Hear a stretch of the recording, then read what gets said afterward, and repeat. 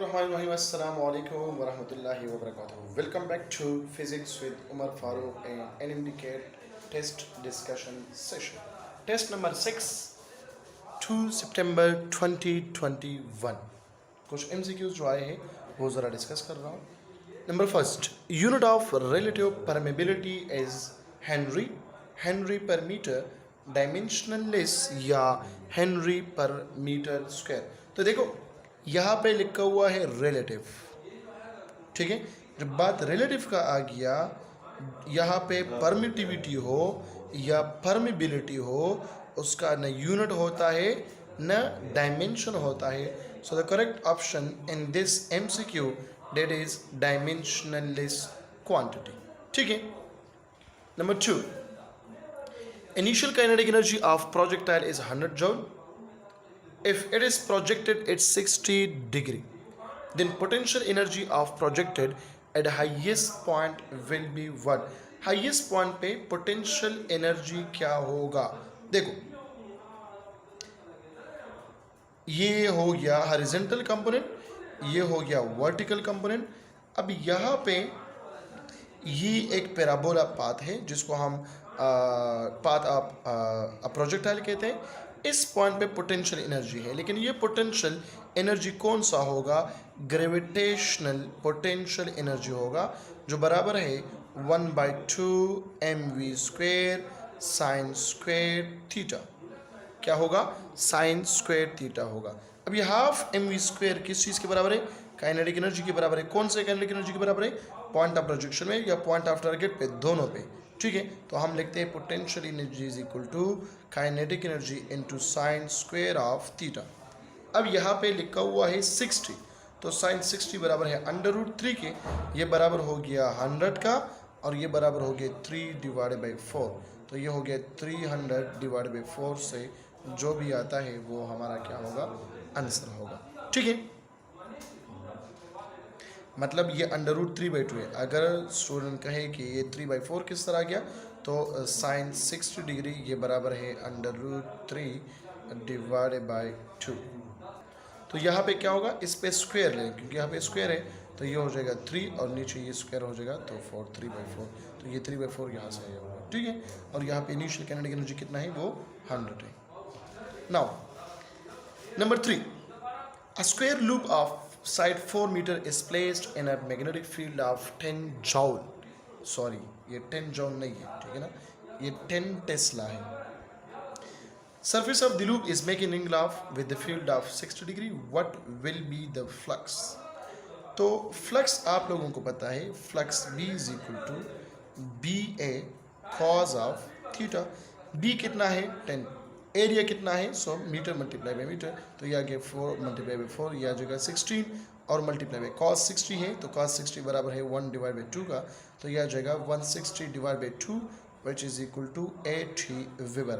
Option number C is the correct one. Number 4, Ohm's law is only applicable to semiconductors, resistor, current या conductor. Conductors के लिए क्या है? ये applicable है, मतलब V is equal to IR. ठीक है, या I is equal to V/R for room temperature. Sorry, जहाँ पे टेम्परेचर क्या हो? कांस्टेंट हो. तो टेम्परेचर ये मेटल्स के लिए क्या होगा? ओहमिक मटेरियल के लिए ये क्या होगा? ये एक्सेप्टेबल होगा, और नॉन ओहमिक मटेरियल के लिए क्या होगा? ये ओबे नहीं होता. सिर्फ ओहमिक मटेरियल के लिए ये ओबे होता है. तो सेमीकंडक्टर या रेजिस्टर इसके लिए क्या है? ये नॉट एप्लीकेबल है. ठीक है.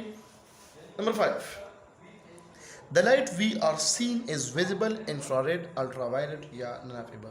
वो लाइट जो हम देख सकते हैं वो कौन से लाइट से विजिबल है? इंफ्रारेड है, अल्ट्रावायलेट है, या एक भी नहीं है, तो हम कहते हैं these are visible in nature. ये विजिबल लाइट है जो हम देख सकते हैं, तो विजिबल हो गया कि नहीं हुआ? ठीक है. Now, number 6, radiation falls from sun on earth are alpha radiation, beta radiation, gamma radiation, all of above. So the correct option that is all of above. तमाम रेडिएशन जो है वो पड़ जाते हैं ऊपर से नीचे तक, सन से अर्थ तक. ठीक है, अल्फा रेडिएशन भी, बीटा भी, गेमा भी, या तमाम, तो तमाम होगा. ठीक है. Number 7, moving charge is surrounded by 1 2 3 none of above. तो एग्जैक्ट जो आंसर है इसका वो हम लेते हैं 3 फील्ड, ठीक है। 3 फील्ड इसका आंसर है, क्योंकि जब भी एक चार्ज मोशन करता है तो 3 किस्म के फील्ड इस पे होंगे। कौन कौन से?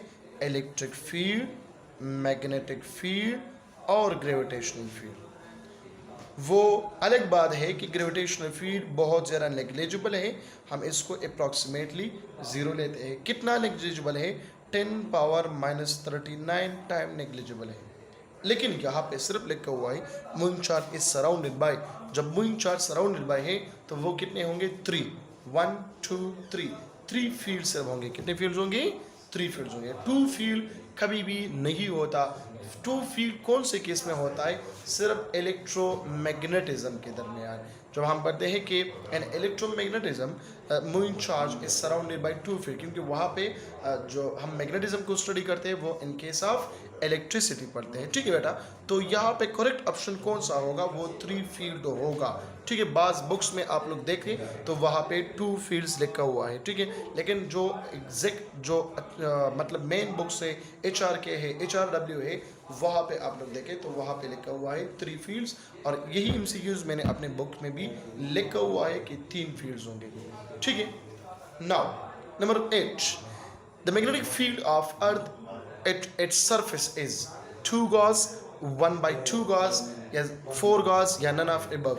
मतलब magnetic field of earth on its surface ये कौन सा है बेटा? ये 1/2 गॉस है, मतलब 0.5 गॉस के बराबर है। अगर इसको आप ऐसा यूनिट में मालूम करना चाहते हो तो आप लोगों को पता है 1 टेस्ला बराबर है 10 पावर प्लस 4 गाज, या 1 गाज बराबर होगा 10 पावर -4 टेस्ला। तो 0.5 गाज किस चीज़ के बराबर होगा?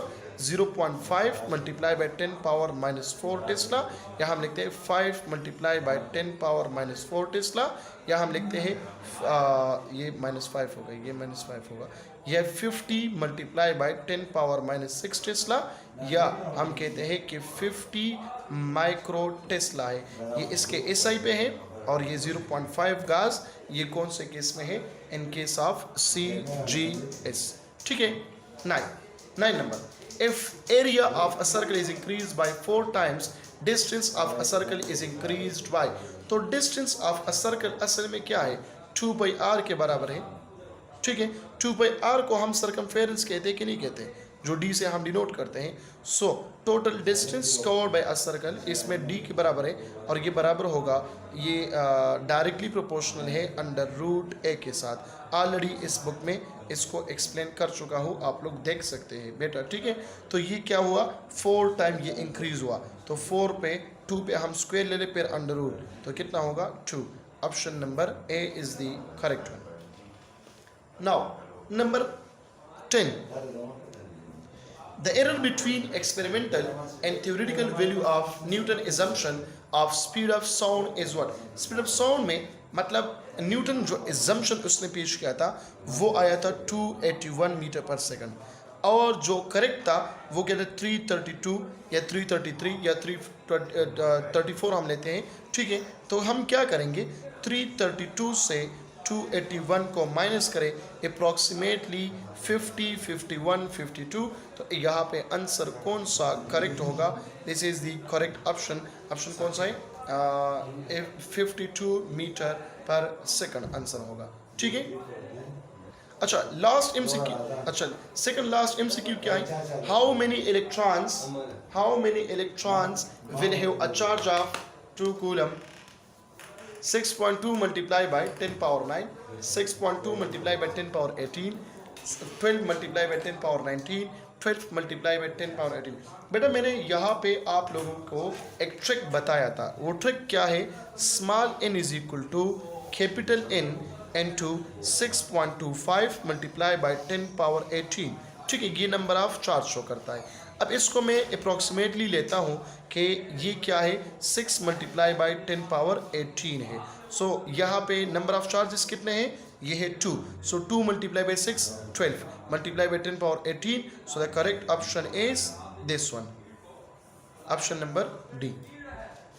Now last MCQ of chapter number test number 6 वो क्या है, वो कुछ इस तरह MCQs आया था। अभी मैं देखता हूँ मोबाइल में, उसमें लिखा हुआ है कि unit of electric flux, unit of electric flux क्या है, तो आप लोग इजीली मालूम कर सकते हैं। देखो, flux is equal to EA, तो ये बराबर है न्यूटन पर coulomb multiply by metre square, तो ये हो गया न्यूटन मीटर स्क्वायर पर कूलम, ये इसका यूनिट है। बेटा ये इस तरह भी आ सकता है, इसको मैं लिख सकता हूँ कि जॉल मीटर पर coulomb will give you the same unit as of electric flux. ठीक है, इसके अलावा न्यूटन तो ऑलरेडी आ गया है, इसके अलावा मैं कहता हूँ अर्ज सेंटीमीटर पर ESU will give you the same unit as rate of electric flux. So ये MCQs आए थे टेस्ट नंबर 6 में, जो कल हुआ है 2 सितंबर 2021 में, और 3 नंबर सितंबर में जो भी टेस्ट हो जाए मॉर्निंग इवनिंग, वो इंशाल्लाह अगली वीडियो में मैं डिस्कस करता हूँ। अपना बहुत सारा ख्याल रखिएगा, थैंक यू सो मच। और ये वीडियोस जो है अपने दोस्तों के साथ शेयर करें कि उन लोगों को भी कुछ ना कुछ फ़ायदा मिले, और आप लोगों के जितनी भी क्वेश्चंस हैं वो क्वेश्चन जो मैंने डिस्कस नहीं किए और टेस्ट में आए थे वो भी आप लोग कमेंट सेक्शन में बता दें, वो मैं डिस्कस करूँगा। ठीक है, अगले वीडियो में। अपना बहुत सारा ख्याल रखिएगा, थैंक यू सो मच, अल्लाह हाफिज़।